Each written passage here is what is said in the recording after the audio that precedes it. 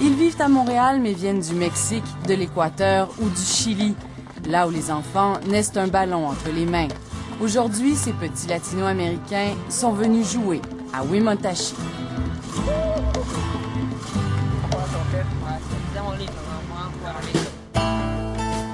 Près de 1200 Atikamekw vivent ici, à une centaine de kilomètres de la Tuque, sur le bord du Saint-Maurice et au milieu de nulle part.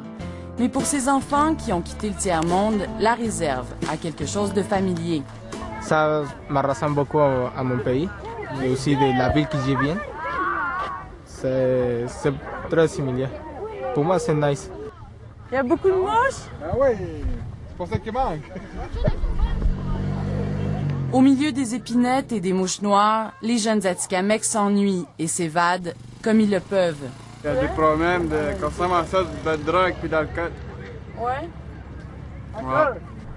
Toi, est-ce que tu consommes? Ouais, je consomme. Tout le monde consomme. Tout le monde consomme, tout le monde.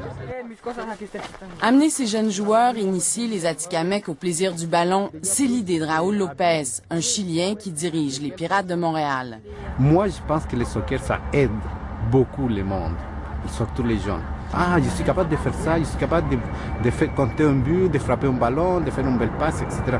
Ça va leur aider à acquérir d'un sens la confiance en soi, l'estime de soi, la volonté de faire quelque chose, de sortir de chez soi, d'aller sur un terrain de soccer. Accrochez-vous, hein? Accrochez-vous. Rodrigue Coucou est directeur du développement à la jeunesse. Il vient de trouver à la dernière minute une roulotte où pourront loger pendant quelques jours ses invités. Comme souvent dans les réserves, il y a un manque criant de logements à Wemotaci. Les jeunes, ils traînent dans la rue le soir. C'est parce que, d'après moi, c'est dû aux surpopulations dans les maisons. Il y a certaines personnes qui n'ont pas d'intimité chez eux à la maison parce qu'ils sont trop nombreux puis ils sont tassés dans les chambres. Ils sont à peu près 3-4 dans les chambres. Souvent, c'est ça qui arrive. Puis notre objectif, nous autres, dans la journée, c'est de les fatiguer pour qu'ils puissent aller se coucher le soir. Ok, c'est un match amical. Si vous comptez trop de buts, je vais vous sortir du terrain. Non, il ne s'agit pas. Tout le monde ici croise les doigts pour que les jeunes Indiens s'éprennent de ce sport économique. Je pense qu'il y a 80 % de la population qui sont sous l'aide sociale. Fait que s'il faut débourser entre 500 et 1 000 $ pour un équipement, à ce moment-là, il y a 3 enfants, 4 enfants dans la famille, c'est impensable. On ne peut pas pratiquer le sport. Tandis que le soccer, pas besoin de rien, une paire de running, puis on est parti. À ce moment-là, bon, n'importe qui peut jouer au soccer. Pour jouer au soccer, il ne suffit pas d'installer des buts sur un terrain. Le soccer est un sport complexe et l'équipe de Raúl donne une formation à une vingtaine d'Indiens pour qu'ils puissent devenir entraîneurs et arbitres et ainsi former à Wemotaci un club de soccer permanent. Ça ne prend pas juste une journée pour apprendre, non. Ça prend des jours pour être bon, pour être amélioré, plus. Ça prend du temps, en tout cas. Est-ce que vous pensez que vous allez devenir bon? Je ne sais pas encore.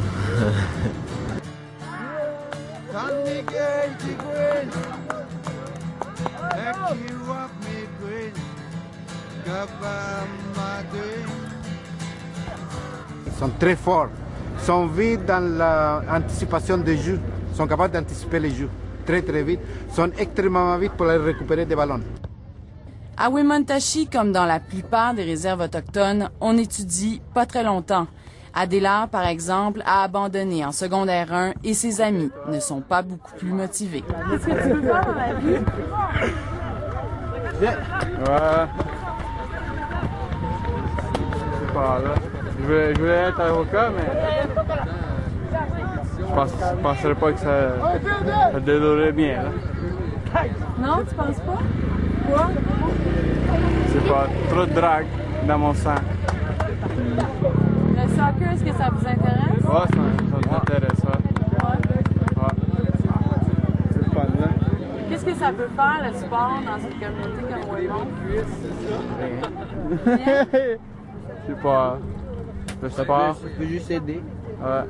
Le soccer, c'est à la base, c'est la discipline. S'il n'y a pas de discipline, on ne peut pas jouer au soccer. Donc, la discipline, que ce soit pour l'école pour faire des devoirs, pour organiser son temps, il faut être discipliné.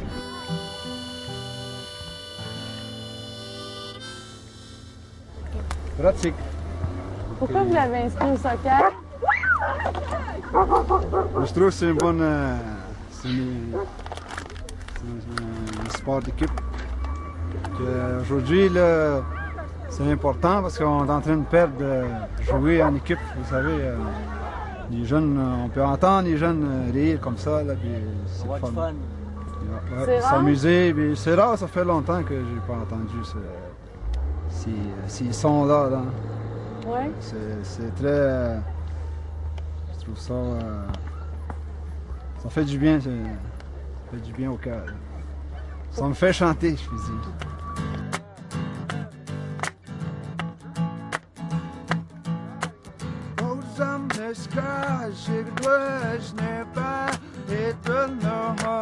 Tu viens ici, puis au début, tu t'attends à ce qu'ils soient pauvres, tristes, que tu sais, ils aillent pas bien dans leurs conditions. Sauf qu'ils sont vraiment gentils, puis ils sont vraiment accueillants, puis c'est cette espèce d'énergie positive-là dans une situation plus difficile, c'est vraiment... c'est l'espoir. Merci. Tu es une bonne joueuse de soccer. Gars, Mélina, Chloé, Oscar, Marie, Michel, Raoul. Oh, vous êtes gentils. Je t'aime, Mélina. Oh.